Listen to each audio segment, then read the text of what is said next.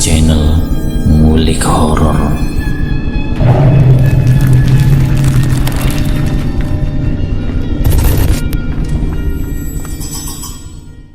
Assalamualaikum warahmatullahi wabarakatuh. Kembali lagi di channel Ngulik Horor.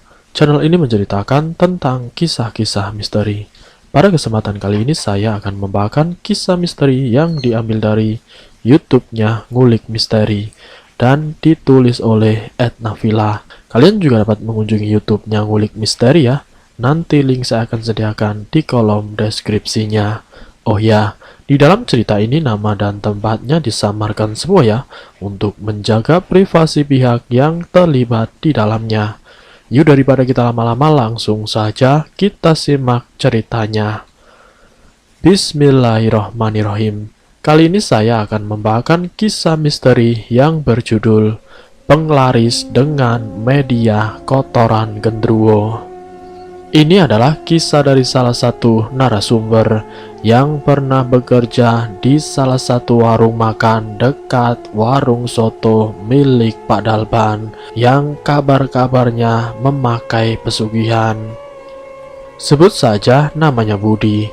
Budi ini mempunyai teman yang bekerja di tempatnya Pak Dalban selama hampir 4 tahun. Sebut saja namanya Anto. Anto yang bekerja di warung sotonya Pak Dalban yang kurang lebih hampir 4 tahun lamanya. Anto tahu kalau Pak Dalban menggunakan media penglaris kotoran genderuwo, dan yang mengetahui itu bukan cuma dirinya saja, tapi banyak kesaksian dari para pembeli lewat anak kecil yang sering melihat ada sosok aneh yang duduk di atas tempat warungnya Pak Dalban. Jadi bukan satu atau dua anak kecil yang sering menangis, sering berteriak-teriak, tapi seringnya anak kecil yang saat diajak makan di warung sotonya Pak Dalban, kalau pas lagi rame-ramenya ada saja suara anak kecil yang menangis tiada henti. Itulah yang membuat Anto bingung, karena seringnya mendengar anak kecil yang masuk ke warung sotonya Pak Dalban pasti menangis. Anto bisa tahu itu dari Budi yang bekerja di sebelah warungnya Pak Dalban, yang kebetulan Budi itu juga secara mata batinnya bisa melihat dan menyaksikan sendiri kalau warungnya Pak Dalban itu menggunakan penglaris kotoran genderuwo. Jadi di atas warung sotonya Pak Dalban itu ada genderuwo yang seperti sedang duduk mengawasi setiap pengunjung yang datang. Saat para pembeli menunggu antrian, kotoran genderuwo itu diambil dan ditaruh di setiap mangkok yang akan disajikan kepada pelanggan. Bayangkan saja kotoran hewan dicampur dan dimakan oleh manusia. Tapi karena mereka tidak mengetahui akan hal itu, mereka pun menikmatinya dengan lahap. Tapi tidak dengan Budi yang tahu akan hal itu. Budi memandangi saja sudah merasa jijik, apalagi kalau ia memakannya. Di warung Pak Dalban di setiap lagi rame-ramenya pasti ada anak kecil yang menangis. Dari anak-anak kecil yang melihat genderuwo, karena mungkin kesucian dari anak dan kebersihan dari anak kecil lewat hati dan pikirannya, sehingga bisa melihat sosok yang berdiri atau yang sedang duduk di atap warung sotonya Pak Dalban. Sebelumnya Anto ikut merintis usaha warung sotonya Pak Dalban dari dulu, yang benar-benar harus bersaing dengan warung soto yang lain yang berada di alun-alun kota.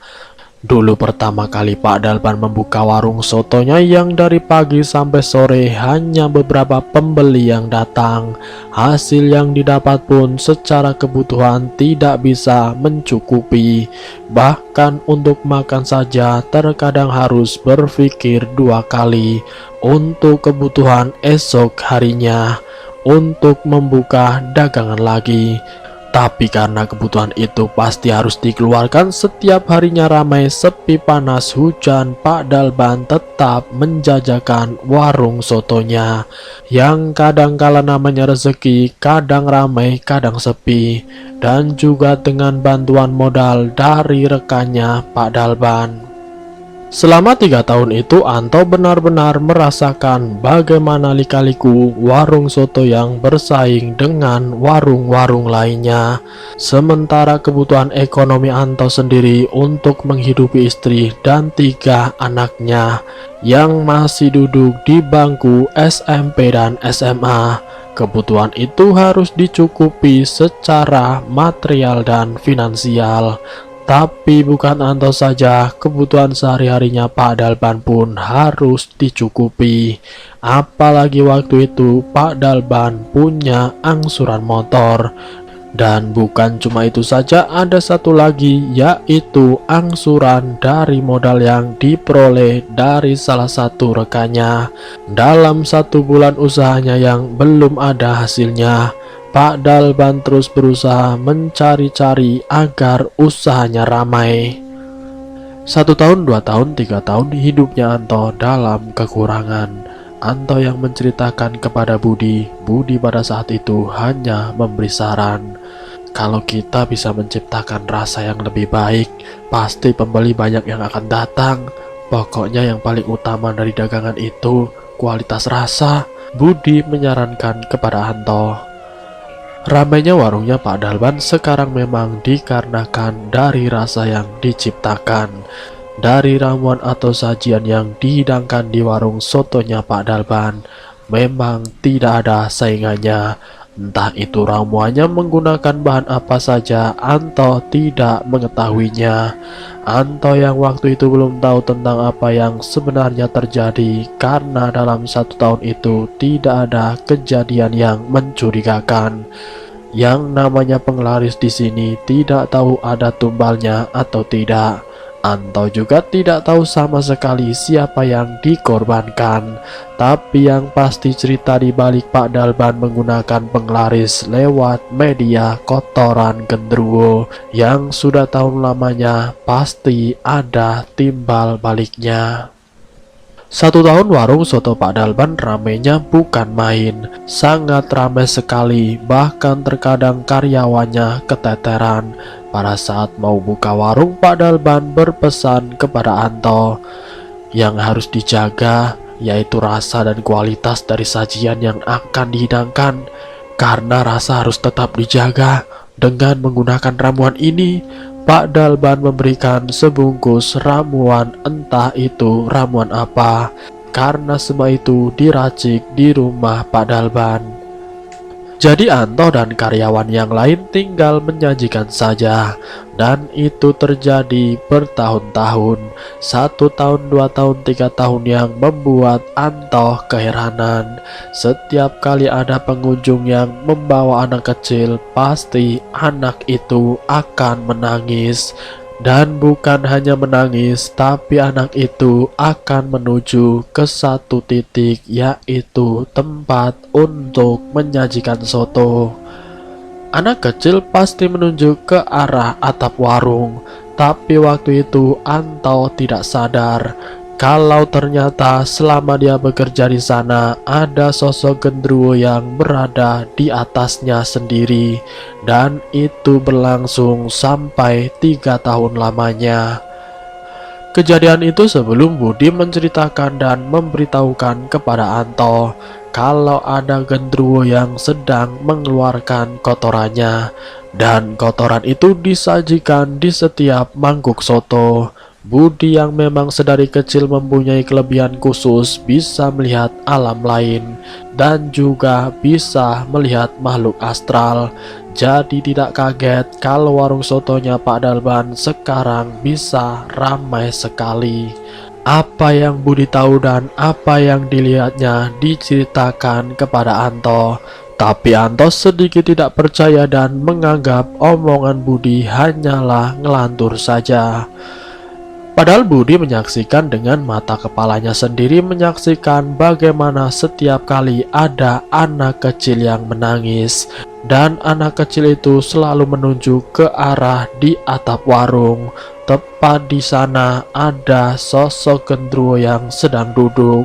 Anto yang penasaran dengan ucapannya Budi, dia mencoba menanyakan kepada anak kecil itu, sembari membawa soto untuk disajikan ke orang tuanya, dan anak itu selalu menunjuk ke tempat penyajian dan atap warung.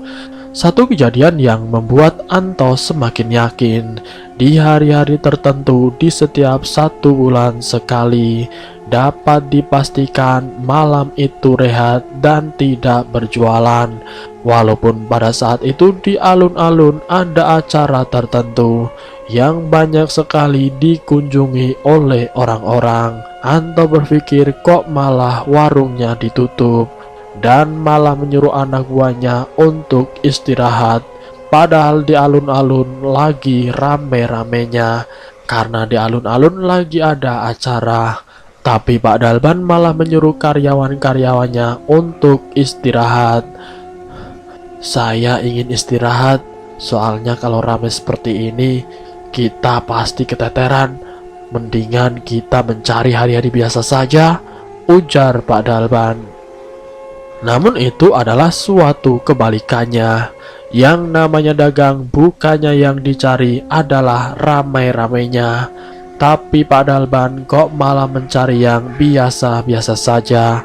Tapi memang benar apa yang dikatakan oleh Pak Dalban, ramainya di acara alun-alun itu sudah hal biasa, karena setiap harinya warung sotonya Pak Dalban selalu ramai dan dapatkan hasil yang luar biasa.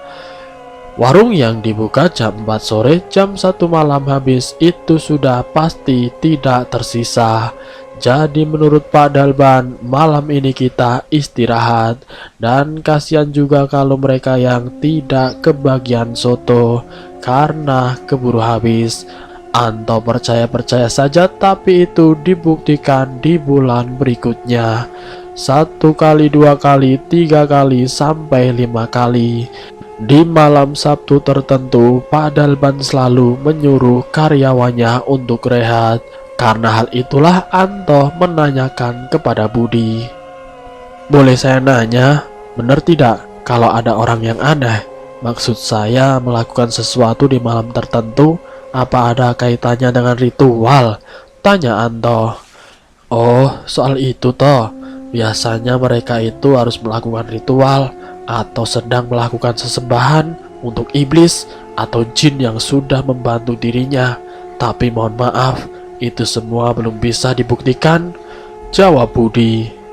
Tapi kejadian itu terjadi bukan cuma 1 kali, tapi sudah 5 kali saya menyaksikan. Setiap malam Sabtu pasti Pak Dalban tidak pernah membuka warung sotonya. Karena jawaban Budi yang kurang memuaskan dan juga Anto penasaran, Anto langsung menanyakan kepada orang tua Budi. Karena Budi ini lingkupnya dengan orang yang tahu tentang agama dan juga orang tuanya seorang praktisi. Makanya Anto ingin bertanya kepada orang tuanya Budi langsung agar tahu kebenarannya bagaimana. Lalu kemudian di keesokan harinya Anto pun berkunjung ke kediaman Budi. Assalamualaikum Pak. Waalaikumsalam Nak Anton. Sini masuk. Ada apa? Kok tumben sekali kamu datang kemari? Tanya ayah Budi. Ini Pak, sebelumnya saya mohon maaf. Saya mau menanyakan tentang orang yang meliburkan karyawannya di setiap malam tertentu, seperti Pak Dalban yang berhenti di setiap malam Sabtu. Apakah ada kaitannya dengan penglaris atau semacamnya? Tanya Anto antusias. Maksud kamu apa ya nak? Tanya balik ayah Budi. Jadi saya kan bekerja di tempatnya Pak Dalban, yang setiap hari warung sotonya itu rame terus. Dan saya juga sudah 4 tahun bekerja di sana. Setiap hari itu dagangannya selalu habis. Makanya saya penasaran, apakah ada rewangan seperti cerita yang disampaikan Budi kepada saya. Katanya ada sosok gendruwo yang di atas atap warung sotonya Pak Dalban. Apa itu benar Pak? Tanya Anto penasaran. Mohon maaf ya nak, Kalaupun itu benar, itu ya sudah haknya majikan kamu melakukan seperti itu. Tujuannya ya mungkin waktu itu secara kebutuhan yang diperlukan banyak, jadi melakukan pengelarisan. Tapi kalau terus-menerus, ujung-ujungnya akan diperbudak oleh iblis atau jin yang sudah membantunya, jawab Ayah Budi. Jadi selama ini saya bekerja dengan majikan yang bekerja sama dengan iblis, ujar Anto. Mohon maaf Anto, soal majikan kamu yang bekerja sama dengan iblis atau jin, itu urusan mereka. Tapi kamu sebagai karyawan ya itu hak kamu menerima gajian. Yang penting kalau ada lebih, kamu jangan menerima, jawab Ayah Budi menerangkan. Singkat cerita, setiap bulan Anto menyaksikan secara langsung ramainya warung sotonya Pak Dalban yang menggunakan penglaris. Walaupun tidak secara langsung Anto melihat sosok Gendruwo, tapi dikarenakan salah satu temannya yaitu Budi dan juga orang tuanya dan anak-anak kecil yang selalu menangis setiap kali masuk ke warung soto Pak Dalban dan selalu menunjuk tempat untuk menyajikan soto. Semenjak Anto tahu kalau Pak Dalban menggunakan penglaris, 1 minggu kemudian Anto sudah tidak lagi bekerja di tempatnya Pak Dalban karena dia merasa bersalah terhadap semua pelanggan-pelanggannya yang sudah datang ke warungnya Pak Dalban, dikarenakan dia merasakan seandainya dia sendiri yang memakan sajian warung sotonya Pak Dalban, soto yang dicampur dengan kotoran Gendruwo dimakan dengan lahapnya. Membayangkan ada satu kotoran yang ditaruh di setiap mangkok yang setiap kali disajikan kepada pelanggan. Tidak terbayang kotoran itu masuk ke dalam perut. Bayangan-bayangan itu yang selalu muncul setiap kali Anto membawa mangkok-mangkok untuk pelanggannya, yang membuat Anto memutuskan untuk keluar dari tempat kerjanya. Walaupun secara nyata Anto tidak bisa membuktikannya, tapi keyakinan Anto soal Pak Dalban yang menggunakan media penglaris lewat kotoran Gendruwo dibuktikan dengan Budi, orang tuanya Budi, dan juga anak-anak kecil yang mengakui ada sosok aneh di atas tempat warung soto Pak Dalban. Dan itu pun berlangsung sampai sekarang. Pak Dalban masih menyajikan warung sotonya di alun-alun yang selalu ramai dikunjungi pembeli. Dan selesai. Semoga apa yang saya sampaikan lewat cerita ini yang secara tidak nyata, secara tidak langsung dia menyaksikan sendiri kalau yang dilakukan Pak Dalban itu sangatlah menjijikan. Dengan menggunakan penglaris dengan media kotoran Gendruwo yang dicampurkan dengan soto. Semoga cerita ini bisa menghibur kalian, dan semoga kita bisa mengambil pelajaran dan hikmahnya. Apapun medianya, apapun caranya, jika tidak halal, lambat laun pasti akan ada dampaknya bagi si pelaku itu sendiri. Semoga kita dijauhkan dari hal-hal yang seperti itu. Ambil sisi positifnya dan buang jauh-jauh sisi negatifnya. Terima kasih sudah mampir di channel kami. Jika kalian tertarik dengan video kami, silahkan tekan tombol like, share, dan komen. Tekan subscribe untuk mengikuti video kami selanjutnya. Wassalamualaikum warahmatullahi wabarakatuh.